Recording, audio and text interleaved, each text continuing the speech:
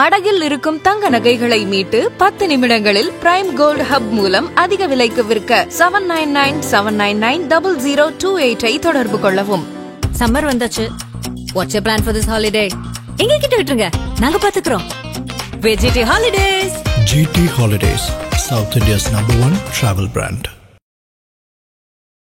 எதற்காக இந்து முன்னணி முருக பக்தர்கள் மாநாடு நடத்துறீங்க? தமிழர்கள் அனைவரும் ஒன்னா சேரணும். தமிழ் கடவுள் முருகனுக்கு ஒரு மாநாடு, முருக பக்தர்களுடைய மாநாடு நடக்குது, அது எல்லோரும் வரணும் அப்படிங்கிறதுக்கான முயற்சியா தான் இதை நம்ம தமிழ்நாடு அரசாங்கமே பயணியில பண்ணாங்களே சார், முத்தமிழ் முருகன் மாநாடு. தமிழ்நாடு அரசாங்கம் நடத்த முடியுமா?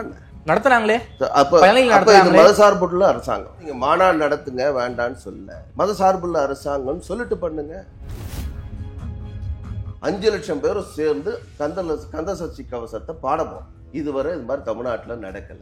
பக்தர்கள் ஒன்னா சேர்ந்து ஒரு கூட்டு வழிபாடு நடத்தப்போம். அதுல என்ன தப்பு இருக்கு? தமிழ்நாட்டுல எந்த கோயிலையாவது கூட்டு வழிபாடு இருக்கா சொல்லுங்க.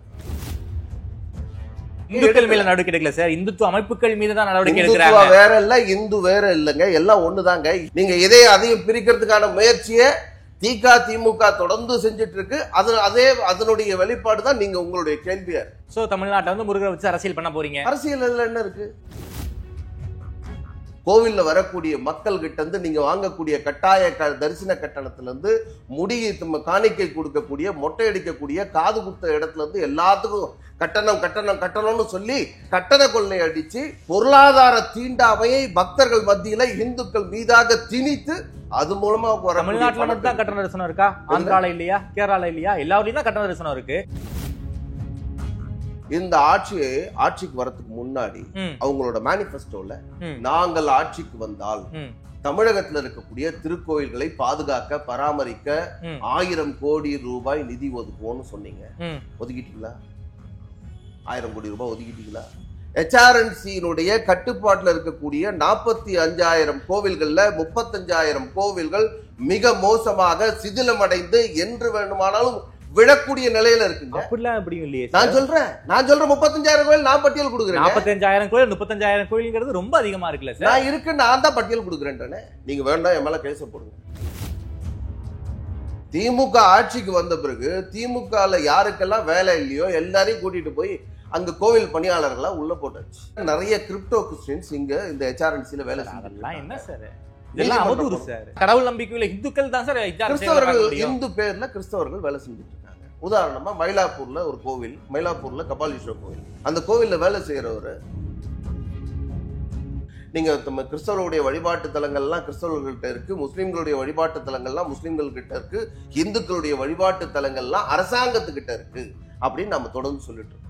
இது மதசார்பற்ற அரசாங்கம் என்று சொல்வது உண்மையானால் இந்த கோவில்கள் ஒரு தனியாக ஒரு சுதந்திர வாரியம் அமைக்கப்பட்டு அவங்க கிட்ட கொடுக்கப்படணும் அப்படிங்கறத நாம தொடர்ந்து சொல்றோம். ஆக்சுவலா முருக பக்தர்கள் மாநாடு நடத்துறது முருக பக்தர்களுக்கெல்லாம் சந்தோஷங்க. யாருக்கு இதுல வைத்தறிச்சல் சொன்னா, சேகர் பாபு மாதிரி இந்த இந்து விரோத திமுக அரசாங்கத்தில் இருக்கக்கூடிய பல பேருக்கு, அதாவது கடவுள் நம்பிக்கையற்ற தொடர்ந்து இந்துக்களுக்கு எதிராக பேசக்கூடியவர்களுக்கு தான் இது பெரிய வருத்தத்தை கொடுக்கக்கூடியது. வயிறு எரியுது பாவம். முருகனுக்கு தடை போட எவன்டான்ற நிலைக்கு தான் இந்த தமிழ்நாட்டினுடைய முருகன் மாநாட்டினுடைய ஒரு அங்கத்துக்கு தடை. மாநாட்டுல ஒரு விஷயம் எல்லாரும் சேர்ந்து அறுபடை வீடு வரப்போகுது, அதுக்கு தடை போட்டா என்ன? மாநாடு தடை போறது. தமிழ்நாட்டுல முருகர் மாநாடு நடத்துறதுக்கு எவன் தடை போட்டாலும் அந்த மாநாடு நடந்தே தீரும். ஆதரணையர்களுக்கு அன்பு வணக்கம். இன்று நம்மோடு இந்து முன்னணியின் மாநில செய்தி தொடர்பாளர் திருமிகு இளங்கோவன் எழுந்துள்ளார். வணக்கம் சார். வணக்கம். ஜூன் 22 மதுரையில் வந்து முருக பக்தர்கள் மாநாடு நடத்த போறீங்க. இதை ஒரு மிகப்பெரிய அரசியல் விவாதமாக மாறி இருக்கு. குறிப்பாக இந்தியாவில் இருக்கக்கூடிய மிக முக்கியமான தலைவர்கள், தமிழ்நாடு இருக்கக்கூடிய எல்லா அரசியல் கட்சி தலைவர்களுக்கும் அழைப்பது வந்து இந்து முன்னணி நிர்வாகிகள்லாம் கொடுத்துக்கிட்டு இருக்காங்க. அது தொடர்பான வழக்கு ஒன்றும் நீதிமன்றத்தில் போய்கிட்டு இருக்கு. ஏன் சார் மதுரையில் இந்து முன்னணி வந்து முருக பக்தர்கள் மாநாடு நடத்தணும்? சமீபத்தில் ஒரு மிகப்பெரிய சர்ச்சை, திருப்பரங்குன்றம். மதுரையில ஏன் சூஸ் பண்ணியிருக்கீங்க? எதற்காக இந்து முன்னணி முருக பக்தர்கள் மாநாடு நடத்துறீங்க? தமிழ்நாடு முழுக்க ஒரு சென்ட்ரான பகுதின்னு சொன்னா மதுரை. ஆகையினால மதுரையில தமிழ்நாடு முழுக்க பக்தர்கள் ஒன்னா சேருவதற்கு மதுரை ஒரு நடுவில் இருக்கக்கூடிய பகுதிங்கிறதுனால வசதியாக வந்து சேர முடியுங்கிறதுனால மதுரை நாம தேர்ந்தெடுத்திருக்கோம். ஒன்று. ரெண்டாவது, நீங்களே உங்களுடைய கேள்வியிலே சொன்ன மாதிரி நாங்க எல்லா அரசியல் கட்சி தலைவர்களையும் கூப்பிட்டோம். நீங்க இதுல வந்து ஆளுங்கட்சி எதிர்கட்சி அப்படிலாம் இல்லை, எல்லா கட்சியும் கூப்பிட்டோம். திமுக யாருக்கு பத்திரிக்கை வச்சு பார்க்கல? திமுக KR பெரிய கருப்பன் கொடுத்துருக்கோம். அதே மாதிரி நம்முடைய ஏவா வேலு கொடுத்துருக்கோம். முதலமைச்சருக்கு அவருக்கு அழைப்பதற்கு கொடுக்கறதுக்கு நேரம் கேட்டு மெயில் அனுப்பிச்சிருக்கோம், லெட்டர் அனுப்பிச்சிருக்கோம். இது வரைக்கும் எந்த விதமான பதிலும் வரல. சரி, அதனால நாங்க எல்லா இதுல கட்சி வித்தியாசம் இல்லாம அரசியல் வித்தியாசம் இல்லாம எல்லோரையும் சேர்த்து தமிழர்கள் அனைவரும் ஒன்னா சேரணும். தமிழ்கடவுள் முருகனுக்கு ஒரு மாநாடு, முருக பக்தர்களுடைய மாநாடு நடக்குது, அது எல்லோரும் வரணும் அப்படிங்கிறதுக்கான முயற்சியா தான் இதை நம்ம தமிழ்நாடு அரசாங்கமே பயணியில பண்ணாங்களே சார் முத்தமிழ் முருகன் மாநாடு. தமிழ்நாடு அரசாங்கம் நடத்த முடியுமா? நடத்துறாங்களே. அப்ப இது மதசார்புள்ள அரசாங்கம். தமிழ்நாடு அரசாங்கம் ஒரு மத ரீதியான ஒரு நிகழ்ச்சியை நடத்தினா அது மதசார்புள்ள அரசாங்கம். அது ஒத்துக்கிறீங்களா? மதசார்பற்ற அரசாங்கம் தான். அது எப்படி நடத்த முடியும்? ஆனாலும் அறநிலைத்துறை தான் நடத்தி இருக்காங்க. அது எப்படி நடத்த முடியும்? அறநிலைத்துறை வேலை அதுவா? அறநிலைத்துறைக்கு மாநாடு, முருக பக்தர்கள் மாநாடு நடத்துறது தான் வேலை. அறநிலைத்துறை சட்டம் என்ன சொல்லுது? கோவில்களுக்கு சொந்தமான நிலங்களை பாதுகாக்கிறது தான் அறநிலைத்துறையோட வேலை. கோவில்ல மாநாடு நடத்துறது அறநிலைத்துறை வேலை இல்லை. கோவில்ல யாரு பூஜை பண்ணோம், எப்படி பூஜை பண்ணோம், எத்தனை மணிக்கு பூஜை பண்ணோம்னு முடிவு பண்றது அறநிலைத்துறையோட வேலை இல்லை. அறநிலைத்துறையோட வேலை கோவிலுக்கு சொந்தமாக இருக்கக்கூடிய 4,73,000 ஏக்கர் நிலங்களை பாதுகாக்கணும், ஆக்கிரமிப்புல இருந்து மீட்கணும். இதான் அவங்களோட வேலை. அதையும் பண்ணிக்கிட்டு இருக்காங்க. பக்தி வளர்க்கறதுக்கான வேலையை விட்டுட்டு அந்த வேலையை விட்டுட்டு அந்த வேலையெல்லாம் விடல சார். சென்னையில வந்து பச்சையப்பாஸ் காலேஜுக்கு ஆப்போசிட்ல ஏகாம்பரநாதர் கோவிலுக்கு சொந்தமான நிலங்களை மீட்டிருக்காங்க. இப்படி தமிழ்நாட்டுல பல்வேறு நிலங்களை மீட்டிருக்காங்க சார்.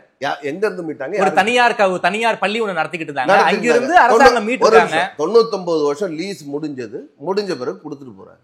அது என்ன மீட்டர்? நீங்க என்ன மீட்டிங்? மயிலாப்பூர் கபாலி கோவிலுக்கு சொந்தமான இடம் ஒண்ணு 99 வருஷம் லீஸ்ல மீட்டிருக்காங்க. லீஸ் முடிஞ்ச உடனே கொடுத்துருக்கு. நான் சொல்றேன், நீங்க HRNC ஆபீஸ் பக்கத்துல அகத்தீஸ்வரர் கோயில் நுங்கம்பாக்கத்துல இருக்கு. 14 ஏக்கர் நிலங்கள் மீட்கப்படாம இருக்கு. ஏன் மீட்கல? ஏன்? இதே கேள்வியே அமைச்சர்கிட்ட கேட்கும்போது என்ன சொல்றார்? அங்க சட்டம் ஒழுங்கு பிரச்சனை வரும். ஏன் சட்டம் ஒழுங்கு பிரச்சனை வரும்? கோவில் நிலத்துல மசூதி கட்டி வச்சிருக்காங்க. அதை போய் நான் மீட்டா சட்டம் ஒழுங்கு பிரச்சனை வரும். ஆகையினால அந்த இடத்த மீட்கல, கவலைப்படல. அப்படியே நீங்க HRNC ஆபீஸ்ல இருந்து 1 கிலோமீட்டர் தொலைவில் இல்லைங்க, அந்த இடத்துல இருக்கு. ஏன் பண்ணல? அதை உங்க வேலை என்ன? கோயில் நிலத்தை மீட்கிறது தானே, பாதுகாக்கிறது தானே. அந்த வேலையை விட்டுட்டு நான் முருகர் மாநாடு நடத்துறேன். உன்னை யார் முருகர் மாநாடு நடத்த சொன்னா? பக்தர்கள் கேட்டிருக்காங்க, நடத்திருக்காங்க. உங்களுக்கு ரைட்ஸ் கிடையாதுங்க. நீங்க யாருங்க நடத்த? இந்து முன்னணிக்கு என்ன ரைட்ஸ் சார் இருக்கு? இந்து முன்னணி ஒரு தனியார் அமைப்புங்க. நாங்க அரசாங்கம் இல்ல. கான்ஸ்டிடியூஷன் சொல்லி இருக்கக்கூடிய அரசாங்கம் கான்ஸ்டிடியூஷனை பின்பற்ற வேண்டிய நிலை. மதசார்பற்ற அரசாங்கம். அப்ப மதசார்புள்ள அரசாங்கம் சொல்லுங்க. ஏன் அதை சொல்ல மாட்டேங்கிறீங்க சார்? நாத்திகர்கள் மட்டுமே இந்த ஓட்ட அரசாங்கத்தை வந்து தேர்ந்தெடுக்கல சார், நம்பிக்கை உள்ளவர்களும் தான் தேர்ந்தெடுத்திருக்காங்க. சோ அவங்களுக்கும் அரசு செயல்படணும் இல்லையா? அதுக்காக தான் மாநாடு நடத்துறாங்க. ஐயா, நீங்க மாநாடு நடத்துங்க, வேண்டான்னு சொல்ல. மத சார்புள்ள அரசாங்கம் சொல்லிட்டு பண்ணுங்க. அதுல என்ன தப்பு? ஆமாங்க, நாங்க மத சார்புள்ள அரசாங்கம், கான்ஸ்டிடியூஷன் சொல்லி இருக்கக்கூடிய விஷயத்தை நாங்க ஏத்துக்கல. அரசாங்கம் எல்லாவற்றையும் பொதுவாக பார்க்க வேண்டும், அதை நாங்க ஒத்துக்க மாட்டோம்.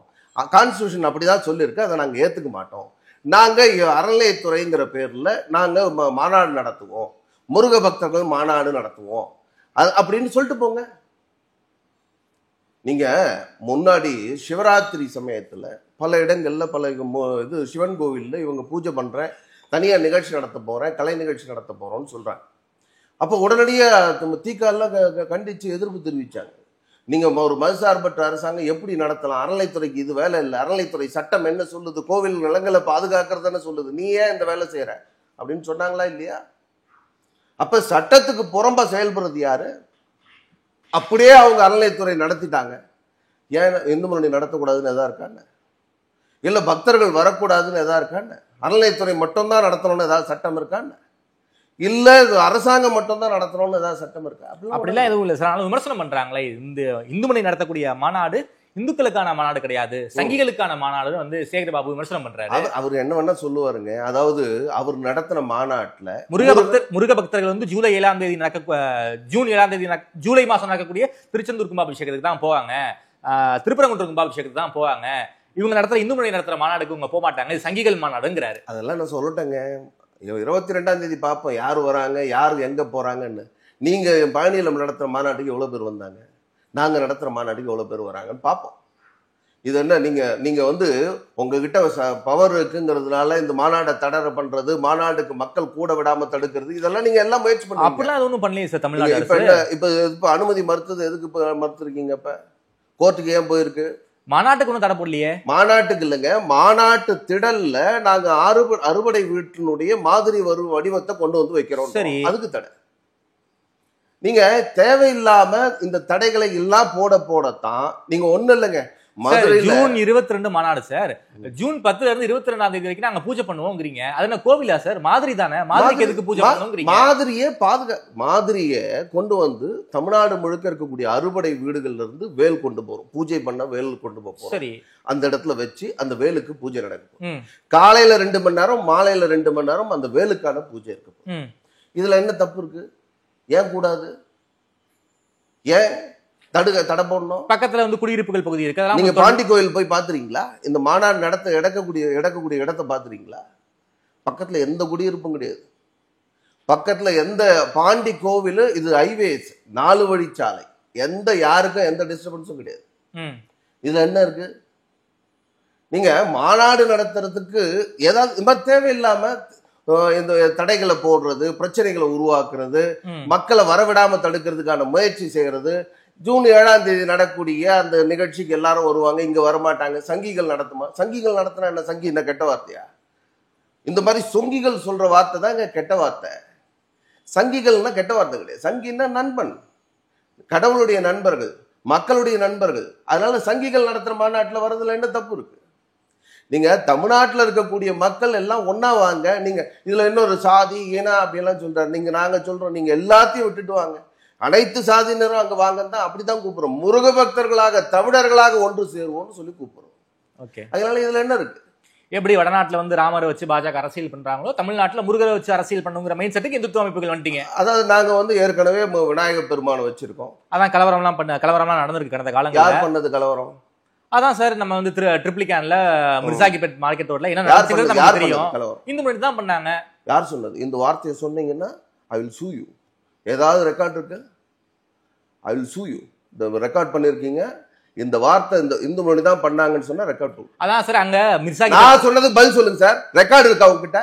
எனி டாக்குமெண்ட் எவிடன்ஸ் இருக்கு? அதனால தான தடை பண்றாங்க. அந்த அது வழியா பிள்ளையார் போக கூடாது. ஒரு நிமிஷம், இந்து முன்னணி பண்ணாங்கன்னு சொன்னீங்கல்ல, ரெக்கார்ட் கொடுங்க. அதாவது அந்த இடத்துல அந்த வழியாக போக கூடாது. பிரச்சனைக்குரிய பகுதி இருக்குல்ல? பிரச்சனைக்குரிய இல்ல, அந்த பகுதியில மசூதி இருக்கு. மசூதி வழியா போனா மசூதியில இருக்கிறவங்க நாங்க வழிபாடு பண்றதுக்கு தடையா இருக்கு அப்படின்னு சொல்லி அடிக்கிறான்.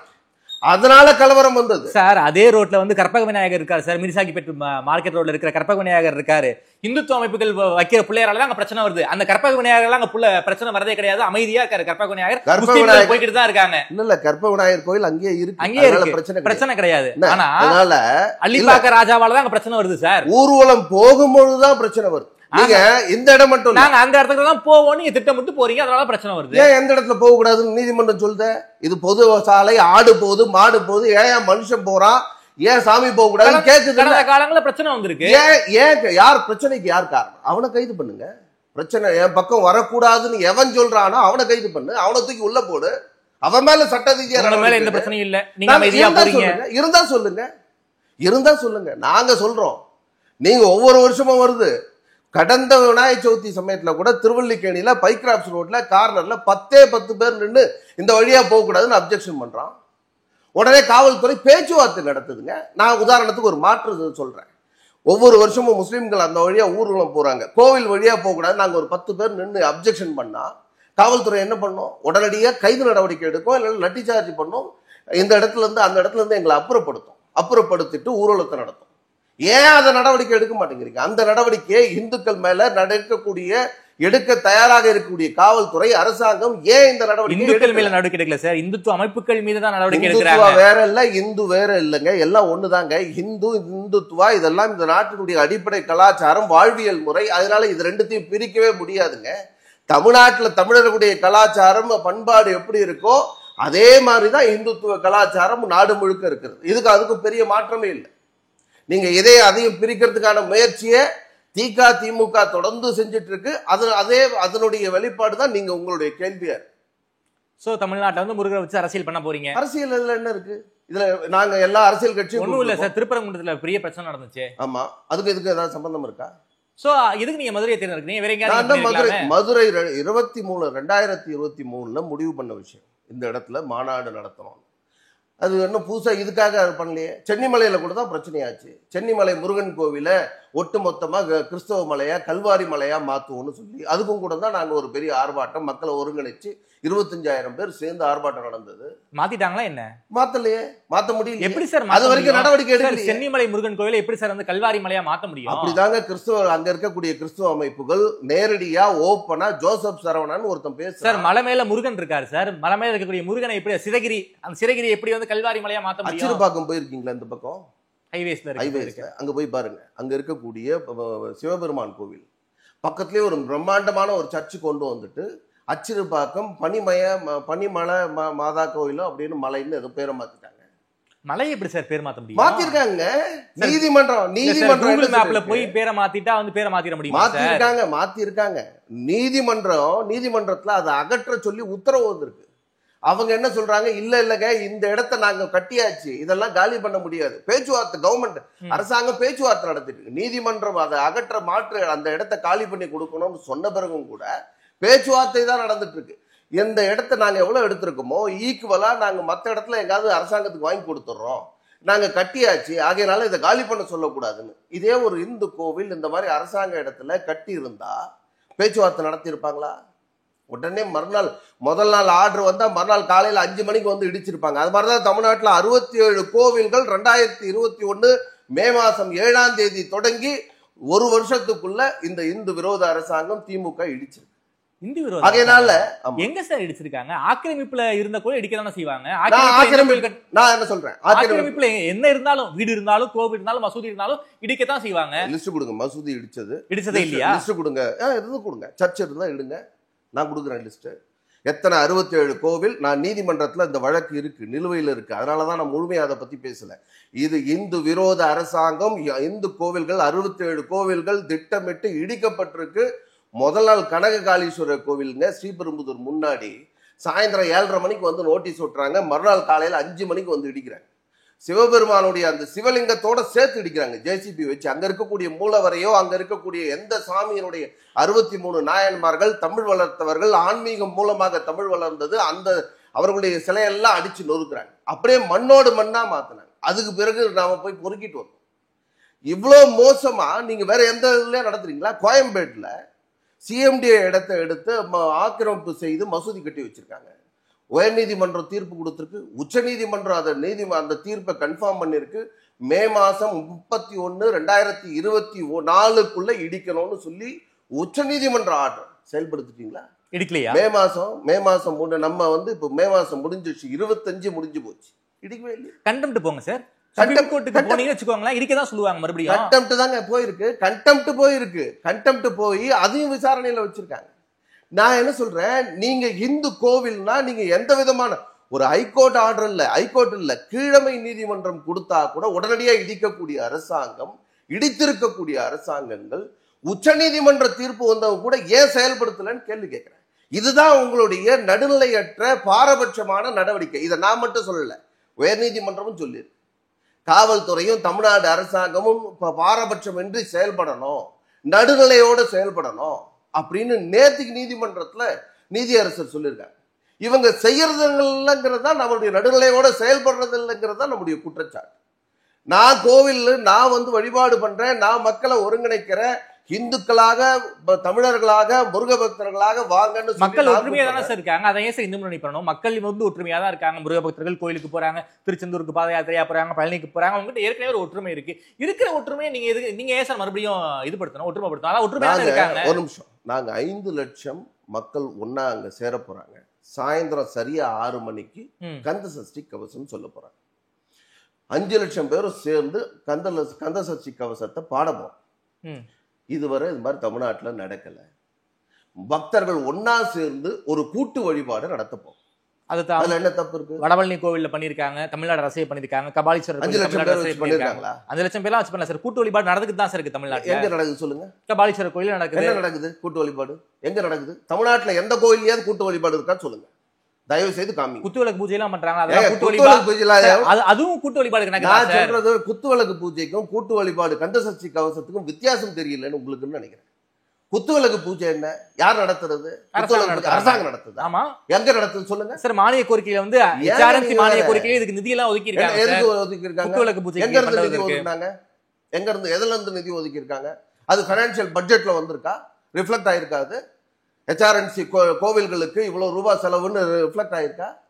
எந்த ஒத்த ரூபாய் பைசா இருந்தாலும் அரசாங்கத்தினுடைய கஜானால இருந்து மக்களுடைய வரி பணத்துல இருந்து வரக்கூடிய பணமாக இருந்து ஏதாவது செலவுக்கு போயிருந்தா பைனான்சியல் ரிப்போர்ட்ல ஸ்டேட்டஸ்ல வந்திருக்கும். வந்திருக்கா? எங்க இருந்து பணம் வருது உங்களுக்கு? அப்ப எங்க இருந்து பணத்தை எடுத்து ஒதுக்குறீங்க? கோவில் பணத்துல, கோவில்ல வரக்கூடிய உண்டியல் பணத்துல, கோவில்ல வரக்கூடிய மக்கள் கிட்ட இருந்து நீங்க வாங்கக்கூடிய கட்டாய தரிசன கட்டணத்துல இருந்து முடியை காணிக்கை கொடுக்கக்கூடிய, மொட்டை அடிக்கக்கூடிய, காது குத்த இடத்துல இருந்து எல்லாத்துக்கும் கட்டணம் கட்டணம் கட்டணம்னு சொல்லி கட்டணத்தை கொள்ளையடிச்சு, கட்டண கொள்ளையடிச்சு பொருளாதார தீண்டாமையை பக்தர்கள் மத்தியில இந்துக்கள் மீதாக திணித்து அது மூலமா தமிழ்நாட்டுல மட்டும் தான் கட்டண தரிசனம் இருக்கா? ஆந்திரால இல்லையா? கேரளால இல்லையா? எல்லா ஊர்லயும் தான் கட்டண தரிசனம் இருக்கு. எங்க இருக்கு? எல்லா திருப்பதியில இல்லையா சார்? 300 ரூபாய் டிக்கெட் சார். ஏங்க 500 ரூபாய் டிக்கெட். அங்க தர்ம தரிசனம் உண்டா? உண்டு. தர்ம தரிசனத்துக்கு போறவங்களுக்கு என்ன வாய்ப்புங்க? அவங்க போய் காத்து இருந்து போறதுக்கான எல்லா ஏற்பாடும் பண்ணிருக்காங்களா? ஆமா, தமிழ்நாட்டுல என்ன, திருச்செந்தூர்ல என்ன ஆச்சு? 24 மணி நேரம் போய் நிப்பானுங்க இதுல எங்க திருப்பதியில. ஆனா இங்க வந்து நிக்க மாட்டாங்களாமா? காலையில மக்கள் காலையில அந்த கூட்டத்துல வரிசையில நிக்கிறாங்க. வரிசையில நிக்கிற குழந்தைங்க, பெண்கள், வயசானவங்க திரும்ப வெளியே வர முடியல, குடிக்க தண்ணி ஏற்பாடு இல்ல, அழற குழந்தைக்கு பால் கொடுக்க முடியல, எங்களை வெளியவும் போக முடியல, உள்ளவும் போக முடியல. அங்க வரக்கூடிய மாவட்ட கலெக்டரையும் எஸ்பியை பார்த்து, சார் வெளியவும் போக முடியல, உள்ளவும் போக முடியல, காத்து வசதியும் இல்லை, நாங்க தயவு செய்து வெளியவாத அனுப்பிச்சிருங்க போறோம்னு சொல்றாங்க. ஆனா முதல் அமைச்சரை வரவேற்கிறதுக்காக, நம்ம அறநிலைத்துறை அமைச்சரை வரவேற்கிறதுக்காக நம்முடைய இது மாவட்ட கலெக்டரும் எஸ்பியும் ரொம்ப பிஸியா ஓடி போய் அவங்கள வரவேற்கிறாங்க. வரவேற்றவர் என்னவா என்ன கத்துறானுங்க பாருங்க. இதுதான் ஒரு இதுவா அறநிலைத்துறை அமைச்சர் பேசுற வார்த்தை. அது நிக்க மாட்டாங்க. அதே திருச்செந்தூர்ல வந்து காட்சியை பால் கொடுக்குறாங்க, வசதிகள் எல்லாம் மேம்படுத்திக்கிட்டு இருக்காங்க சார். இப்ப கன்ஸ்ட்ரக்ஷன் போயிருந்துச்சு, ஒன்னும் பண்ண முடியாத சூழ்நிலை. யார் பண்ணது? யார் பண்றது? அதை HCLம் தமிழ்நாடு அரசாங்கமும் சேர்ந்து பண்ணிருக்காங்க. HCL தமிழ்நாடு அரசாங்கமா? அறநிலைத்துறை பண்ணிருக்காங்க. அறநிலைத்துறை எங்க இருந்து பண்ணிருக்காங்க? கோவில்ல இருந்து வரக்கூடிய வருமானத்தை வச்சு பண்ணிருக்காங்க. அறநிலைத்துறை பண்ணல, கோவில் நிர்வாகம். அது கோவில்ல வரக்கூடிய பக்தர்கள் கொடுக்கக்கூடிய பணத்துல இருந்து செய்யறாங்க. அறநிலைத்துறை பண்ணல, அரசாங்கம் பண்ணல. தப்பு தப்பா சேகர் பாபு சொல்லலாம், ஆனா நீங்க சொல்லக்கூடாது சார். தமிழ்நாட்டுல எத்தனையோ கோவில்கள்ல வந்து ஒரு கால பூஜைக்கு வந்து தமிழ்நாடு அரசாங்கம் பணம் கொடுத்திருக்காங்க. தஞ்சாவூர் அரண்மனை தேவஸ்தானம் கோவில் நஷ்டத்துல போய் தமிழ்நாடு அரசாங்கம். சூளையில ஒரு கோவிலுங்க, சூளையில ஒரு கோவில், ஒரு பிள்ளையார் கோவில். அந்த பிள்ளையார் கோவில் இருக்கிறது அவங்களுடைய பட்டியல்ல இருக்கு, HRNCயோட பட்டியல்ல இருக்கு. போய் பார்த்தா அங்க கோவிலே கிடையாது. கோவிலுக்கு சொந்தமான 5-7 கிரவுண்ட் இடத்தை குடிசை மாற்று வாரியம் எடுத்து அதுல பில்டிங் கட்டியிருக்காங்க, வீடு கட்டியிருக்காங்க. பிள்ளையார் இல்லையா? கோவிலே இல்ல. கோவில் ஆக்கிரமிப்பாயி அந்த இடமா, அந்த கோவில்லாம் சுத்தமா இடிஞ்சு போய் அந்த பக்கத்துல இருக்கிற கம்பெனிக்காரங்களோ யாரோ ஒருத்தர் அதையும் வந்து ஷெட்டு போட்டு வச்சிருக்காங்க. அந்த பகுதி மக்கள் அங்க இருந்த குடிசைகள் இருந்த வீடு, அந்த அதாவது 5 கிரவுண்ட்ல குடிசைகள்லாம் இருந்துச்சு, அவங்கெல்லாம் காலி பண்ணி குடிசை மாற்று வாரியம் அந்த இடத்துல பில்டிங் கட்டுறாங்க. இந்த மக்கள்லாம் வெளியே போயிட்டாங்க. போயிட்டு திரும்பி வந்து பார்த்தா அங்க கோவிலையும் காணோம், இடத்தையும் காணோம். குடிசை மாற்று வாரியம் இடத்தை கட்டியாச்சு, இந்த இருந்த கோவில் காணோம், கற்பக விநாயகர் கோவில். ஆனா 6 கால திட்டத்துல அந்த கோவிலானது நிதி கொடுக்கப்படுகிறது, மாசம் மாசம் அதுக்கான பூஜைக்கான செலவு கொடுக்கப்படுகிறதுன்னு கணக்கு எழுதி வச்சிருக்காங்க. நாங்க போய் பாக்குறோம், எங்கேயா கோவில் இருந்துச்சு, கோவில காணோம். எங்களுக்கு தகவல் கேட்டு நாங்க போறோம். போய் பார்த்த உடனே அந்த இடத்துல இங்க தாங்க கோவில் இருந்துச்சு, இந்த கிணத்த காண கதையா அந்த கதை. அதுக்கு பிறகு நாங்க போய் அங்க பிள்ளையார அந்த இடத்த மீட்டு பிள்ளையார வைக்கிறோம். பிள்ளையார் இருக்காரா? பிள்ளையார் கொண்டு போய் வைக்கிறோம். இல்ல பிள்ளையார்லாம் இல்ல, வேற ஒரு பிள்ளையார் எடுத்துட்டு வந்து அந்த இடத்துல வைக்கிறோம். உடனே HRNC வருது, நீங்க எப்படி பிள்ளையார் வைக்கலாம், நாங்க தான் அதுக்கு பொறுப்பு, நாங்க தான் இந்த இடத்துக்கு கோவில் இடத்துக்கு பொறுப்பு, நாங்க தான் வைப்போம், நீங்க பிள்ளையார எடுங்கன்னு. நீ இத்தனை வருஷமா கோவில் இருந்த இடத்தையும் காணோம், கோவிலையும் காணோம். அப்பெல்லாம் என்ன பண்ணி இந்த தூங்கிட்டு இருந்தியா? பிள்ளையாருக்கு வெப்பம் பூஜை பண்ணுவோம்னு சொல்லி அந்த பகுதி மக்களையும் ஒருங்கிணைச்சு அங்க எல்லாம் நடந்தது. இந்த மாதிரி நிறைய கோவில், இது மாதிரி ஒரு லிஸ்ட். நீங்க வால்டாக்ஸ் ரோடு போங்க, வால்டாக்ஸ் ரோட்ல இதே நல்ல வால்டாக்ஸ் ரோடுக்கு முன்னாடி அந்த ரோட்லயே ஒரு கோவில், பிள்ளையார் கோவில் முன்னாடி கொண்டு வந்து கரெக்டா வழிக்கு முன்னாடியே எடுத்துட்டு வந்து டிரான்ஸ்ஃபார்ம் வைக்கிறாங்க. பிள்ளையார் கோயிலுக்கு முன்னாடி, பிள்ளையார் கோயில் முன்னாடி பக்கத்துல இருக்கிறவர் சார் இந்த இடத்த நான் எடுத்துக்கிறேன், உங்களுக்கு வேற இடம், ஏன்னா பாழடைஞ்சு போச்சு பிள்ளையார் கோயில், அது அந்த இடத்துக்கு பதில் வேற இடம் கொடுக்குறோன்றாரு. சரி ரைட், அப்படியானா பரவாயில்ல, நீங்க கட்டி கொடுக்குறேன் கோவில அப்படியெல்லாம் சொல்றாரு. சொன்ன உடனே ஓகேன்னு சொல்லி HRNC ஒத்துக்குது. அந்த ஆள் கட்டி கொடுக்கல, கோவிலை இடிச்சிட்டாரு. அவரு அந்த இடத்த ஆக்கிரமிப்பு பண்ண முயற்சி பண்றாரு. ஆனா கோவில் இடிந்த கோவில், அந்த இடத்துல எதுவுமே இல்லாம போச்சு. இப்ப என்ன ஆச்சு, மாநகராட்சி குப்பை கொட்டும் இடமாக, குப்பை வண்டிகளை நிறுத்துற இடமாக அந்த கோவில் மாறி போய். இதெல்லாம் HRNCயோட கட்டுப்பாட்டில் இருக்கிற கோவிலினுடைய நிலைமை. இந்த மாதிரி என்னால பட்டியல் தமிழ்நாடு முழுக்க 35,000 கோவில்களுடைய பட்டியல் என்னால் தர முடியும். HRNCயினுடைய கட்டுப்பாட்டில் இருக்கக்கூடிய 45,000 கோவில்கள்ல 35,000 கோவில்கள் மிக மோசமாக சிதிலமடைந்து என்று வேண்டுமானாலும் விழக்கூடிய நிலையில இருக்குங்க. அப்படிலாம் எப்படியும் இல்லையே. நான் சொல்றேன் 35,000 கோயில் நான் பட்டியல் கொடுக்குறேன். 45,000 கோயில் 35,000 கோயில்ங்கிறது ரொம்ப அதிகமா இருக்குல்ல சார்? நான் இருக்கு, நான் தான் பட்டியல் கொடுக்குறேன்றேன். நீங்க வேண்டாம் என் மேல கேஸ போடுங்க. I will give the report. ஏதாவது 2 கோயில் சொல்லுங்க சார். புராதனமிக்க கோயில் சார். புராதனமாக இருக்கக்கூடிய பல கோவில்கள் நம்முடைய பிரம்மதேசத்துல இருக்கக்கூடிய கோவில். காஞ்சிபுரம் பக்கத்துல சொல்றீங்களா? ஆமா, பிரம்மதேசத்துல இருக்கக்கூடிய கோவில். அந்த கோவில் இடிந்து விழக்கூடிய நிலையில மோசமா இருக்கு. நான் பட்டியல் நிறைய கையில இருக்கு. நீங்க என்னென்ன கோவிலோ அந்த இந்த மாதிரி இருக்கக்கூடிய கோவில் நான் சொல்லலைங்க. தமிழ்நாட்டுல நான் இந்த மாதிரி 35,000 கோவில்கள் சிதிலமடைஞ்சு இடிஞ்சு விழக்கூடிய நிலையில இருக்குன்னு நான் சொல்லல. இது என் வார்த்தைகள், நான் இப்ப சொல்றேன். ஆனால் இதே வார்த்தைகளை மத்திய அரசாங்கத்தினுடைய கலாச்சாரத்துறையினுடைய ரிப்போர்ட் சொல்லு. இப்ப சொல்லல, காங்கிரஸ் கவர்மெண்ட்ல இருந்து அப்ப சொல்லல, 3 வருஷத்துக்கு முன்னாடி நடந்தது 2022. என்னோட இது சரியா இருந்தா 2022 சொன்ன ரிப்போர்ட். 35,000 கோவில்கள் மன்னர்களால, சேர சோழ பாண்டியர்களால கட்டப்பட்ட கோவில்கள் இடிந்து விழக்கூடிய நிலையில இருக்கு. 6 கால பூஜையில 1 கால பூஜை கூட நடக்காம இருக்கு. பல கோவில்கள் இழுத்து மூடப்பட்டு இருக்கு. இவ்வளவு மோசமாக ஒரு நிர்வாகம். நான் 3000 கோவிலுக்கு பண்ணிட்டேன்னு இதேங்க வழக்கமா நடக்கிற விஷயங்க. அது கும்பாபிஷேகம், அந்தந்த ஊர்ல ஒரு கோவில் கும்பாபிஷேகம் நடத்தணும்னா யார் பண்ணுவாங்க? HRNC பண்ணா இல்ல. HRNC அனுமதி கொடுப்பது வேலை மட்டும்தான் HRNCயோட வேலை. அதுக்கான நிதி திரட்டியெல்லாம் ஒதுக்கி இருக்காங்களே சார் இந்த கோவில் பண்றதுக்கு? அரசாங்கம் நிதி எல்லாம் ஒதுக்கி இருக்காங்கல்ல? அரசாங்கம் அதாவது அறநிலையத்துறை அரசாங்கம் ஒண்ணுதானே சார்? அது எப்படி அரசாங்கத்துறை ஒரு பங்கு தானே சார் அறநிலையத்துறை? அது கிடையாதுங்க. நீங்க இருக்கிற டிபார்ட்மெண்ட்லயே அரசாங்கத்தினுடைய துறையாக அறநிலையத்துறை இருந்தால் அரசாங்கத்தினுடைய அத்தனை துறைகளும் CAGயோட ஆடிட் ரிப்போர்ட்டுக்கு கீழே வரும். சரி, அறநிலையத்துறை வராது. ஏன்னா இது அரசாங்கத்தினுடைய துறை இல்ல. இது ஒரு மேனேஜ்மெண்ட் செட்டப்காக இருக்கக்கூடிய ஒரு டிபார்ட்மெண்ட். ஓகே, அவ்வளவுதான். இது ஒரு துறை. இது மேனேஜ்மெண்ட்டுக்காக, கோவில் நிலங்களை பாதுகாக்கிறதுக்கான இருக்கக்கூடிய துறை. அவ்வளவுதான். அவங்களால பணம் செலவு பண்ண முடியாது. பண வரவு அங்க அதிகாரிகளா இருக்கக்கூடியவங்க அரசாங்க அதிகாரிகள். ஆனா அந்த அரசாங்க அதிகாரிகளுக்கு பணம் எங்க இருந்து வருதுன்னு சொன்னா நம்ம கோவில்ல வர. ஒண்ணும் இல்ல சார், 2 நாளைக்கு முன்னாடி சார் 15 கோவில்கள் திருப்பணி செய்ய 35 கோடி ரூபாய் ஒதுக்கி இருக்காங்க சார். இது எந்த பணம் சார்? எங்க இருந்து ஒதுக்கி இருக்காங்க? தினமலர் நியூஸ் நான் உங்களுக்கு எங்க இருந்து ஒதுக்கி இருக்காங்கன்னு சொல்லுங்க. அதாவது 1000 ஆண்டு பழமையான 15 கோயில்களுக்கு இறுதி கட்டமாக 35.87 கோடி ரூபாய் மதிப்பில் திருப்பணி செய்ய தமிழ்நாடு அரசு ஒப்புதல் அளித்துள்ளது. குறிப்பாக பட்ஜெட்லயும் ஒதுக்கி இருக்காங்க சார். 100 கோடி ரூபாய் நிதி ஒதுக்கப்படும் பட்ஜெட்ல சொல்லியிருக்காங்க. அதுல இருந்து கொடுத்திருக்காங்க. நான் சொல்றேன், இந்த ஆட்சிக்கு வரதுக்கு முன்னாடி அவங்களோட மேனிபெஸ்டோல நாங்கள் ஆட்சிக்கு வந்தால் தமிழகத்துல இருக்கக்கூடிய திருக்கோயில்களை பாதுகாக்க பராமரிக்க 1000 கோடி ரூபாய் நிதி ஒதுக்குவோம்னு சொன்னீங்க. ஒதுக்கிட்டீங்களா? 1000 கோடி ரூபாய் ஒதுக்கிட்டீங்களா? நீங்க சொல்றது பட்ஜெட்ல 100 கோடி ரூபாய் முறையா இந்த பட்ஜெட்ல 100 கோடி ரூபாய் ஒதுக்க போறோம்னு சொன்னாங்க. அதுல கூட இப்ப 15 கோவில் எவ்வளவு அமௌண்ட் சொன்னீங்க? 35 கோடி. 35 கோடி. ஆனா 1000 கோடி எங்க இருக்கு? 35 கோடி எங்க இருக்கு? நீங்க தமிழ்நாட்டுல 10,000 35,000 கோவில்கள் இடிந்து விழக்கூடிய நிலையில இருக்கக்கூடிய கோவில்கள், அதை பாதுகாக்கிறதுக்கு என்ன நிலை? நீங்க பாருங்க, இது வெறும் கோவில் மட்டும் இல்லைங்க. தமிழ்நாட்டுடைய பட்ஜெட்ல எங்க ஒதுக்கி இருக்காங்கன்னு கேட்டீங்க. நான் உங்களுக்கு ஆதாரத்தையும் எடுத்து சொல்லிட்டேன். ஆமா, ஒதுக்கி இருக்காங்க. தமிழ்நாடு ஒதுக்கி இருக்காங்கல்ல. நீங்க 1000 கோடி சொன்னீங்க, எங்க ஒதுக்குனீங்க? இப்ப கூட பேச்சளவுல தான் இருக்கு. ஏதாவது வேலையை ஆரம்பிச்சிருக்கீங்களா சொல்லுங்க. ஏதாவது ஒரு தமிழ்நாட்டுல ஏதாவது ஒரு கோவில்ல இது அரசாங்கத்தினுடைய பட்ஜெட்ல ஒதுக்கப்பட்ட நிதி ஒதுக்கப்பட்டதன் மூலமாக செயல்படுத்தப்பட்ட திட்டம்னு எதையா ஒண்ணு சொல்லுங்கன்ற சார். நீங்க கங்காதீஸ்வரர் கோயிலுக்கு கும்பாபிஷேகம் யாருங்க பண்ணது? யார் பண்ணது? பல கோவில்கள் யார் பண்றது? அதெல்லாம் நான் அதான் சொல்ல வரேன்.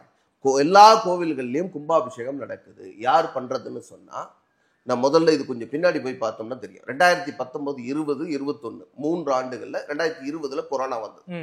20, 21 2 ஆண்டுகளும் கொரோனால பாதிக்கப்பட்டிருந்தோம். அப்ப திட்டமிடப்பட்டிருந்த கும்பாபிஷேகங்கள் நடத்தப்படாம இருந்துச்சு 2 ஆண்டுகள். அதுக்கு பிறகு 1 வருஷம் 2 வருஷம் வந்து நம்மளால திரும்ப அதுல இருந்து மக்கள்லாம் மீண்டு வருவதே ஒரு பெரிய வேலையா இருந்துச்சு. அதனால கும்பாபிஷேக வேலைகள்லாம் நின்று போயிருச்சு. இப்போ ஒவ்வொன்னா கடந்த 2-3 ஆண்டுகளாக 22 தொடங்கி வரிசையா கோவில்கள்ல கும்பாபிஷேகம் நடக்க ஆரம்பிச்சு. அது ஒரு பக்கம். ரெண்டாவது, ஒவ்வொரு கோவில்லையும் கும்பாபிஷேகம் நடக்குதுன்னு சொன்னா கும்பாபிஷேக திருப்பணி குழு கமிட்டின்னு ஒண்ணு போடுறாங்க. அந்த கமிட்டியோட வேலை என்னன்னு சொன்னா என்னென்ன வேலை இருக்கோ அதுக்கு எவ்வளவு பட்ஜெட் ஆகும் இதையெல்லாம் பார்த்து மக்கள் கிட்ட இருந்து வசூல் பண்றது, நிதி வசூல் பண்ணி அந்த வேலையை செய்து முடிக்கிறது. செய்து முடிச்ச பிறகு ஒரு ஆடிட் டீம் வந்து இது செஞ்சிருக்காங்களா, சரியா முடிஞ்சிருச்சா, எல்லாம் முடிஞ்ச பிறகு ஈஓ மூலமாக ரிப்போர்ட் போகும். யாருக்கு போகும்னா HRNC கமிஷனருக்கு போகும். எல்லாம் முடிஞ்சு போச்சுங்க, கும்பாபிஷேகத்தை இந்தந்த தேதிகளில் நடத்தலான்னு தேதி சொல்லியிருக்காங்க, இந்த தேதிகளில் நீங்க நடத்தலாம் அப்படின்னு நீங்க ஏதாவது ஒரு தேதியை சொல்லுங்க. அதுக்கு பிறகு HRNC கமிஷனர் முடிவு பண்ணுவார் எந்த தேதியில நடத்தலாம்னு சொல்லி எல்லாத்தையும் டிஸ்கஸ் பண்ணிட்டு அதுக்கப்புறம் தேதியை ஓகே சொல்லுவார். இதுதான் HRNCயோட வேலை. தேதிக்கு ஓகே சொல்றது இருக்குல்ல, அதான் HRNCயோட வேலை. மீதி எல்லாமே இந்த திருப்பணி குழு, இந்த கமிட்டி, இதுதான். அந்த சார் நிதியெல்லாம் ஒதுக்கி இருக்காங்க. அப்புறம் நிதி ஒதுக்காம, அரசாங்கம் நிதி ஒதுக்காம எப்படி சார் வேலைகள்லாம் நடக்கும்? அறநிலையத்துறை தமிழ்நாட்டில் இருக்கக்கூடிய கோவில்கள்ல அறங்காவலர் குழு போடணும்னு சொல்லி நீதிமன்றம் சொல்லுது. எல்லா கோவிலுக்கும் போட்டாச்சா? நீங்க சொல்ற இந்த 15 கோவிலுக்கு போட்டாச்சா? அப்படி போட்டு இருக்குன்னு சொன்னா அங்க ஏற்கனவே நல்ல நிலையில இருக்கக்கூடிய கோவில்களுக்கு பிரச்சனை இல்லைங்க. அங்க இந்த திருப்பணி குழு எல்லாம் போட்டு பண்ண முடியும். கோவில் சிதிலமடைஞ்சு நாசமா போய் அந்த இடத்துல இருந்த சுவாமியினுடைய திருமேனி எல்லாம் உடைஞ்சு போய் அப்படி இருக்கக்கூடிய கோவில்களை புனரமைக்கணும், மீண்டும் பாதுகாக்கணும். நம்முடைய தமிழர்களுடைய கட்டிடக்கலையை தொடர்ந்து அடுத்த ஜெனரேஷனுக்கு, அடுத்த தலைமுறைக்கு கொண்டு போய் நம்முடைய கட்டிடக்கலையினுடைய பெருமை, கலாச்சாரத்தின் பெருமை, இதையெல்லாம் கொண்டு போய் சேர்க்கணும்னா இந்த 35,000 கோவில்களை பாதுகாக்கணும். அதுக்கு நீங்க சொன்ன 1000 கோடி பத்தாது, இன்னும் பல 1000 கோடி தேவை. ஆனா நீங்க 100 கோடி ரூபாய் ஒதுக்கி அதுல 15 கோடி ரூபாய் ஒதுக்கி இப்ப அது கூட கடைசி நேரத்துல இந்த இது முடிகிற நேரத்துல இப்ப போய் நாங்க அதை பண்ண போறோம்னு சொல்லியிருக்கீங்க. பண்ணி முடிக்கிட்டோம் சார். இந்த 4 ஆண்டு ஆட்சியில கிட்டத்தட்ட 3000 கோவில் கும்பாபிஷேகம் பண்ணிருக்காங்க சார். கடைசியா திருப்புகலூர்ல பண்ணிருக்காங்க. 3000 கோவில் பண்ணிருக்காங்க. திரும்ப அதே சொல்றீங்களே, 3000 கோயிலுக்கு எவ்வளவு ரூபாய் அறநிலையத்துறை செலவு பண்ணிருக்காங்க? செலவே அரசாங்கம் செலவே பண்ணாம தான் கோயிலுக்கு கும்பாபிஷேகம் பண்ணிருக்காங்க. அரசாங்கத்துக்கும் அந்த கோவில்களுக்கும் சம்பந்தமே கிடையாது. அறநிலையத்துறையை கடைசிடலாங்கிறீங்களா? அறநிலையத்துறை கோவில் நிலத்தை பாதுகாக்க. நாங்க சொல்றது அறநிலையத்துறையே தேவையில்லைன்னு சொல்றோம். மதசார்பற்ற அரசாங்கம் ஒரு மதத்தினுடைய கோவில்களை, வழிபாட்டு தலங்களை மட்டும் வச்சுக்கிறதுக்கான சட்டம் அனுமதி கிடையாது, அதனால கூடாது அப்படின்னு நாம சொல்றோம். நீங்க கிறிஸ்தவர்களுடைய வழிபாட்டு தலங்கள்லாம் கிறிஸ்தவர்கள்ட்ட இருக்கு, முஸ்லிம்களுடைய வழிபாட்டு தலங்கள்லாம் முஸ்லிம்கள் கிட்ட இருக்கு, இந்துக்களுடைய வழிபாட்டு தலங்கள்லாம் அரசாங்கத்துக்கிட்ட இருக்கு அப்படின்னு நம்ம தொடர்ந்து சொல்லிட்டு இருக்கோம். இது மதசார்பற்ற அரசாங்கம் என்று சொல்வது உண்மையானால் இந்த கோவில்கள் ஒரு தனியாக ஒரு சுதந்திர வாரியம் அமைக்கப்பட்டு அவங்க கிட்ட கொடுக்கப்படணும் அப்படிங்கறத நாம தொடர்ந்து சொல்லிட்டோம். திருப்பதி அப்படிதான் இருக்காங்க, அரசாங்க கட்டுப்பாடு தானே இருக்கு. IAS ஆபீசர் போட்டு தானே வந்து நிர்வாகம் பண்ணிக்கிட்டு இருக்காங்க டிடி தேவஸ்தானம். அங்க இதை பத்தி பேசுங்க சார். அதாங்க நானும் அதான் சொல்றேன். நீங்க திருப்பதி தேவஸ்தானத்துல நிர்வாகத்துல கோவில்ல வழிபாட்டு விஷயங்கள்லயோ எதுலையுமே IAS ஆபீசர்ஸ் யாருக்கு கலந்துக்கிறது இல்லை, அவங்களுடைய தொந்தரவும் கிடையாது. தமிழ்நாட்டுல மட்டும்தான் அது எல்லாரும். அப்படி என்ன சார் தொந்தரவு பண்றாங்க? அதாவது தமிழ்நாட்டுல பாருங்க, நீங்க என்ன பூஜை பண்ணணும். உதாரணமா திருச்செந்தூர்ல கோவில் கொடியேற்றுறாங்க, திருவிழா துவக்கத்தினுடைய கோவில் கொடியேற்றுறாங்க. HRNCயோட அந்த ஈஓ வரல, ஜேசி வரலன்னு சொல்லி கொடியேற்றுறது நிறுத்தி வச்சிருக்காங்க. அங்க இருக்கக்கூடிய மக்கள்லாம் காலையில சொன்ன நேரத்துக்கு 6:30 மணிக்கு எல்லாரும் வந்து நின்று இருக்காங்க. இன்னும் அவர் வரலங்க நிறுத்தி வைக்கிறாங்க அப்படின்னு சொல்லிட்டு அதுக்கப்புறம் மக்கள்லாம் சத்தம் போட்ட உடனே அவர் எத்தனை மணிக்குன்னா வரட்டும், அவர் வந்தா என்ன வராட்டி என்ன, வெளியூருக்காரரு உள்ளூர்காரங்க எல்லாம் சேர்ந்தாச்சு, உள்ளூர்ல இருக்கக்கூடிய அனைத்து முக்கிய பிரமுகரும் வந்தாச்சு, நீ சாமி அவருக்காக வெயிட் பண்ணமா, நீ வேலையை ஆரம்பின்னு சொல்லி அதுக்கு பிறகு கொடியேற்ற. அதுக்கு பிறகு ஒரு பெரிய அவங்க மக்கள்லாம் சத்தம் போட்ட பிறகு இது மாதிரி எல்லா விஷயத்திலும் ஏதோ இவங்கெல்லாம் இந்த ஈவோன்னு இருக்கக்கூடியவங்க, அறநிலைத்துறை அதிகாரிகள், அறநிலைத்துறை அமைச்சர் உட்பட இவங்கெல்லாம் ஏதோ தமிழ்நாட்டில் இருக்கக்கூடிய திருக்கோவில்களுக்கு இவங்க தான் ஓனர் மாதிரி, முதலாளி மாதிரி நடந்துக்கிறாங்க. அங்க இருக்கக்கூடிய அத்தனை பேருக்கும் கோவில்லாம் ரெண்டாவது, முதலாளி யாருன்னா இவங்க தான் முதலாளி, இவங்க தான் முதலாளியா நினைச்சுக்கிறாங்க. இவங்க வெறும் இன்சார்ஜ். எதுக்கு? கோவிலுக்கு இல்ல, கோவிலை சுத்தி இருக்கக்கூடிய கோவிலுக்கு சொந்தமான நிலங்களை பாதுகாக்கிறதுக்கு மட்டும்தான் இவங்க வேலை. ஆனா இவங்க என்ன நினைச்சிட்டாங்க, கோவிலே நம்ம கிட்ட, கோவிலே நம்முடைய கட்டுப்பாட்டுல அப்படின்னு நினைச்சிட்டு செயல்பட்டு. நீங்க கோவில் பணத்துல கார் வாங்குறது, கோவில் பணத்துல அதிகாரிகளுக்கு சம்பளம் கொடுக்கறது எல்லாம் கோவில் பணங்க. அரசாங்கமா பணம் கொடுக்கு சம்பளம். கோவில் பணத்துல வரக்கூடிய பணத்துல எடுத்துதான் கமிஷனர் தொடங்கி கடைசி நிலை ஊழியர் வரைக்கும் சம்பளம் கொடுக்குறாங்க. வேற எங்க அரசாங்க பணமா கொடுக்குறாங்க? இங்க HRNCல வேலை செய்யக்கூடிய அத்தனை அதிகாரிகளுக்கும் எங்க இருந்து சம்பளம் போகுதுன்னு சொன்னா, கோவில்ல வரக்கூடிய உண்டியல் பணம் மூலமாக, காணிக்கை பணம் மூலமாக வரக்கூடிய பணத்துல இருந்தா சம்பளம் வாங்குறாங்க. நீங்க HRNC இது இவங்க எல்லாம் அரசு அதிகாரின்னு சொல்றீங்களா? எப்படி அரசு அதிகாரி? பேருக்கு அவங்க எல்லாம் அரசு அதிகாரி. ஆனா சம்பளம் கொடுக்கிறது HRNCல இந்துக்கள் தானே சார் வேலை பார்க்க முடியும். ஏங்க HRNC இந்துக்களுக்கு மட்டும் தானே வேலை பார்க்க முடியும். நிச்சயமா HRNCல வேலை செய்யக்கூடிய இந்துக்கள், கடவுள் நம்பிக்கையோட இந்துக்களா இருக்கணும். பணியாளர்கள் கடவுள் நம்பிக்கையோட இருக்கணும். அங்க இருக்கக்கூடியவர்கள் நான் ஹிந்துன்னு சொல்லி சுவாமிக்கு முன்னாடி, மக்கள் முன்னாடி, பக்தர்கள் முன்னாடி போய் ஒரு உறுதிமொழி எடுக்கணும். நீதிமன்றம் சொல்லிருக்கு. ஆனா இது வரைக்கும் செயல்படுத்திட்டு இருக்காங்களா? செயல்படுத்தாமல இருக்காங்க. இல்ல, பண்ணாம இருக்காங்களா? நீதிமன்றத்துல 75 வழிகாட்டு நெறிமுறைகள் கொடுத்தாங்க. ஏன்னா நிறைய கிரிப்டோ கிறிஸ்டியன்ஸ் இங்க இந்த HRNCல வேலை அதெல்லாம் என்ன சார் வேலை செஞ்சுட்டு இருக்காங்க அப்படின்னு சொல்லி, இதெல்லாம் அவதூறு சார். கடவுள் நம்பிக்கை உள்ளவங்க தான் HRNC வேலை பார்க்க முடியும். கடவுள் நம்பிக்கை இந்துவாக இருக்கணும். அதான் கடவுள் நம்பிக்கை உள்ள இந்துக்கள் தான் சார் கிறிஸ்தவர்கள், இந்து பேர்ல கிறிஸ்தவர்கள் வேலை செஞ்சுட்டு இருக்காங்க. உதாரணமா மயிலாப்பூர்ல ஒரு கோவில், மயிலாப்பூர்ல கபாலீஸ்வரர் கோவில். அந்த கோவில்ல வேலை செய்யறவரு, அவர் திடீர்னு பார்த்தா சர்ச்சில் வச்சு கல்யாணம் நடக்குது, ரிசப்ஷன் கோயிலுக்குள்ள வைக்கிறாரு. அவர் ஏன்பா சர்ச்சில் கல்யாணம் நடக்குது இங்கன்னா பாரு, பேரு அப்புன்னு பேரு வச்சிருக்காரு, வேற பேரு. அதுக்கப்புறம் போய் சர்ச்சில் போய் விசாரிச்சா அவர் கிறிஸ்டியனுங்க, ஆனால் கெசட்லாம் மாத்தாதனால அவர் இந்துவா இருக்காரு அப்படின்னு சொல்லி. அதுக்கு பிறகு நாம போய் இந்த இடத்துல இது கிறிஸ்தவர் ஒருவருடைய நிகழ்ச்சிக்கு இது எதுவும் மண்டபம் கிடையாது கோவில், இந்த இடத்துல அனுமதி கொடுக்கக்கூடாதுன்னு அனுமதியை நிறுத்தினாங்க. அங்கிருந்து அந்த பணியாளரை வேற துறைக்கு மாத்திருக்காங்க. ஆனா இன்னைக்கும் HRNCல தான் வேலை செய்யறாரு. திமுகவினுடைய பொறுப்புல இருக்கிறவர். திமுக ஆட்சிக்கு வந்த பிறகு திமுகல யாருக்கெல்லாம் வேலை இல்லையோ எல்லாரையும் கூட்டிட்டு போய் அங்க கோவில் பணியாளர்களா உள்ள போட்டாச்சு. யார் வீட்டுல யாருக்கெல்லாம் வேலை இல்லை, வாங்கப்பா வாங்க தம்பிகளா வாங்க, எல்லாரும் கோயில்ல வேலை இருக்கு உங்களுக்கு, எல்லாருக்கும் சம்பளத்தோட வேலை, ஜாலியா வேலை செய்யுங்க அப்படின்ற நிலைக்கு இன்னைக்கு திமுக அரசாங்கத்தினுடைய இதே நிலை அதிமுக ஆட்சி காலத்துல நடக்கலையா? நான் என்ன சொல்றேன், அதிமுக ஆட்சி காலத்துல நடந்தாலும் நாங்க எதிர்ப்பு தெரிவிச்சோம். அப்பவும் இதுக்கு மாதிரி இப்ப செய்யக்கூடாது. ஆனா இன்னைக்கு மிக மோசமான நிலையில போயிட்டு இருக்கு. திமுகவினுடைய ஆட்சி காலத்துல மிக மோசமான நிலைக்கு நீங்க எந்த கட்சி, அதிமுக திமுக ரெண்டு கட்சியில இதுல மாற்றமே கிடையாது. யாருக்கெல்லாம் பதவி கொடுக்க முடியலையோ, கட்சியில பதவி கொடுக்க முடியலையோ அவங்களுக்கு அறங்காவல குழு தலைவர், அதுவும் நீதிமன்றம் சொல்லுது.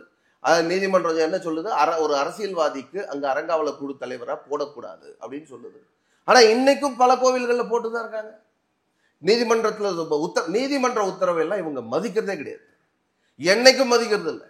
எல்லாம் போட்ட திரும்ப கண்டெம்ட் போட்டோம், ஒவ்வொன்றுக்கும் கண்டெம்ட் போட்டோம். நீதிமன்றமே சொல்லுதுங்க 544 வழக்குகள் இந்த அரசாங்கம் வந்த பிறகு 544 வழக்குகள் கண்டெம்ட் ஆஃப் த கோர்ட் இருக்கு, நீதிமன்ற அவமதிப்பு வழக்கு இருக்கு. அரசு நீதிமன்றம் சொல்றதை இந்த அரசு கேட்க தயாரா இல்லைன்னு நீதிபதிகள் வருத்தத்தோட சொல்லக்கூடிய நிலைதான் இன்னைக்கு தமிழ்நாட்டில் இருக்கு. அந்த அளவுக்கு மோசமான செயல்பாடு, அந்த அளவுக்கு மோசமான செயல்பாடுகள் தமிழ்நாட்டில் இருக்குங்கிறதுனால தான் நாம இது தொடர்ந்து பேசுவோம். ஓகே சார், அப்படியே இந்த முருகன் மாநாடு எவ்வளவு கெடுபிடி கொடுத்தாலும் மாநாடு சிறப்பாக நடத்திடுவாங்கன்னு நினைக்கிறீங்களா? அதாவது தமிழ்நாட்டில் முருகர் மாநாடு நடத்துறதுக்கு எவன் தடை போட்டாலும் அந்த மாநாடு நடந்தே தீரும். முருகனுக்கு தடை போட எவன்டான்ற நிலைக்கு தான் இந்த தமிழ்நாட்டினுடைய முருகன் மாநாட்டுக்கு தடையெல்லாம் போடலையே சார். மாநாட்டினுடைய ஒரு அங்கத்துக்கு தடை, மாநாட்டில் ஒரு விஷயம் எல்லாரும் சேர்ந்து அறுபடை வீடு வரப்போகுது, அதுக்கு தடை போட்டா என்ன, மாநாடு தடை போறது. மாநாடுக்கு தடை போறதுக்கு முன்னாடி இது பாருங்க 36 கேள்விகள் கேட்டிருக்காங்க. இந்த 36 கேள்விகளுக்கு பதில் சொல்லியிருக்காங்க. காவல்துறையில சொல்லியிருக்க பல கேள்விகள் ரொம்ப நகைப்புக்குரிய கேள்விகள். அதனால இந்த மாதிரி கேள்விகளை எல்லாம் கேட்டு பக்கத்துல பள்ளிக்கூடங்கள் இருக்கு அப்படின்னு, எங்க பள்ளிக்கூடம் இருக்கு தேடி கண்டுபிடிங்க, பக்கத்துல குடியிருப்புகள் இருக்கு எங்க கண்டுபிடிங்க, அந்த இடத்துல இருந்து எவ்வளவு தூரம், இதெல்லாம் பாருங்க எப்படி நீதிமன்றத்திலே கூட பொய் சொல்ல முடியும் அப்படிங்கிறத. அதுக்கு பிறகுதான் நீதியரசர் நானும் இதே மதுரையில தான் இருக்கேன், எங்க பக்கத்துல வீடுகள் இருக்கு, நியூசன்ஸ் தொல்லையா இருக்கும், சரி ரைட்டு, அதே இடத்துல சமீபத்துல எந்த இடத்துல இப்ப முருக பக்தர்கள் மாநாடு நடக்குதோ அதே இடத்துல கம்யூனிஸ்டுகள் மாநாடு நடத்துறாங்க, 4 நாள் நடத்துறாங்க. அவங்களுக்கு எப்படி அனுமதி கொடுத்தீங்க? அவங்களுக்கு யாருக்கும் தொந்தரவு கொடுக்கலையா? ஊர்வலம் போனாங்க, நாங்க ஊர்வலம் எல்லாம் கேட்கவே இல்லை, பேரணி கேட்கவே இல்லை. அன்னைக்கு அந்த அவங்களுடைய பேரணி நடக்குது, அதெல்லாம் டிஸ்டர்பன்ஸ் இல்லையா, தொல்லையா இல்லையா? அப்ப முருக பக்தர்கள் மாநாடு நடத்தினா மட்டும்தான் இந்த அரசாங்கத்துக்கு தொல்லையா போயிடுமா? ஆக்சுவலா முருக பக்தர்கள் மாநாடு நடத்துறது முருக பக்தர்களுக்கெல்லாம் சந்தோஷங்க. யாருக்கு இதுல வைத்தறிச்சல்னு சொன்னா, சேகர் பாபு மாதிரி இந்த இந்து விரோத திமுக அரசாங்கத்தில் இருக்கக்கூடிய பல பேருக்கு, அதாவது கடவுள் நம்பிக்கையற்ற தொடர்ந்து இந்துக்களுக்கு எதிராக பேசக்கூடியவர்களுக்கு தான் இது பெரிய வருத்தத்தை கொடுக்கக்கூடியது. வயிறு எரியுது பாவம். நாம அதனாலதான் நம்ம ஆளுங்க சில பேர்லாம் பாத்தீங்கன்னா விளையாட்டா போட்டிருக்காங்க. இவர் சேகர் பாபு சொன்னதை பார்த்தோன்னா இது சங்கிகள் மாநாடு அப்படி இப்படி எல்லாம் பேச பாருங்க. ஒரு பயம், அந்த பயத்தின் வெளிப்பாடு தான் இது சங்கிகள் மாநாடு, முருக பக்தர்கள் போக மாட்டாங்க அப்படி இப்படின்னு பேசுறது. என்ன பயந்துட்டியா பாபு அப்படின்னு சொல்லி மக்கள் கேட்க ஆரம்பிச்சிருக்காங்க. எல்லாம் ஃபேஸ்புக்கில் இதெல்லாம் பார்த்தீங்கன்னா பயந்துட்டியா பாபுன்னு வந்துட்டு. அதனால முருக பக்தர்கள் நான் எப்படி என்னை விட நாங்கள் அரசாங்கத்தினுடைய எல்லா சக்தியும் வலிமையும் வச்சுக்கிட்டு மாநாடு நடத்துனோமே, அங்கே மக்கள் வரல, அங்கே வந்து பேசுனவன் முருகன் கடவுளே இல்லைன்னு பேசிட்டு போயிட்டான். ஆகையினால அப்படிப்பட்ட ஒரு மாநாடை நடத்திட்டோம். உண்மையான முருக பக்தர்கள் மாநாடு எப்படி இருக்கும்னு இவங்க நடத்தி காமிச்சிட்டா அது எனக்கு அசிங்கம் அப்படின்னு தனிப்பட்ட ஈகோவா எடுத்துட்டு செயல்படுறாங்க.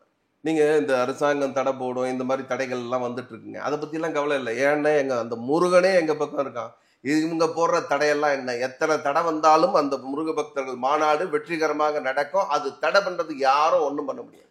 ஓகே சார், நன்றி சார். எவ்வளவு தடைகள் வந்தாலும் இந்த முருக பக்தர்கள் மாநாடு ரொம்ப வெற்றியாக நடத்துவோம்னு சொல்லியிருக்கீங்க. அது மட்டும் இல்லாமல் ஹெச்ஆர்என்சியில் நடக்கக்கூடிய பல்வேறு பிரச்சனைகளை பற்றியும் ரொம்ப விரிவாக பேசியிருக்கீங்க. நேரில் வந்து நேரம் கொடுத்து பேசி எனக்கு நன்றி இளங்கோவன் சார். நன்றி, வணக்கம்.